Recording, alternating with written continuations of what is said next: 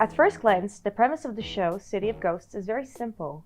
5 children search and interview ghosts that dwell around Los Angeles. Hi, I'm Zelda and welcome to City of Ghosts. But it doesn't take long to understand that the series also documents another aspect of the city, which is the marginalized communities and unique subcultures that reside there, most of them including people of color.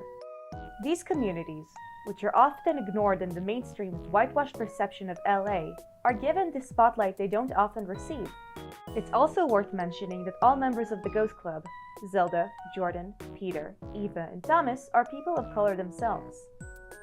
And while watching all 6 of its episodes, one thing stuck in my mind: that this completely fictional show leans heavily into documentary filmmaking.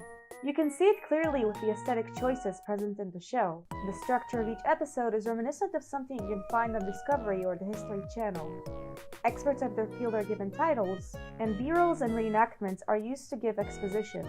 Those said reenactments are made with wooden toys. Now, animation is no stranger to the world of documentaries.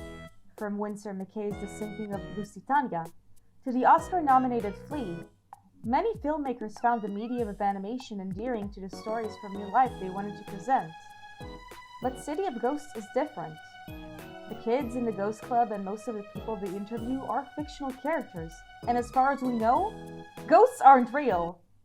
So why does the show feel like the documentary? Because documentary is not just an object, but a subjective approach to an objective piece of media, at least according to Vivian Sobchak. In her essay, Toward a Phenomenology of a Non-Fictional Experience, Sobchak analyzes Jean-Pierre Menuir's theory, which classifies movies into 3 distinct categories. First, you have fiction films, where the subject is only familiar to us through the confines of the screen. Next, you have home movies, which recall our memories with the subjects presented on screen with the real world. Finally, you have the documentary, which presents to us our general knowledge of its chosen subject and our partial lack of it.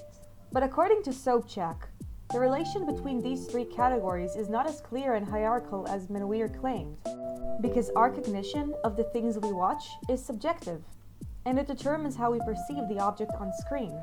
What may feel like fiction to one person may feel like a memory or a documentation to another.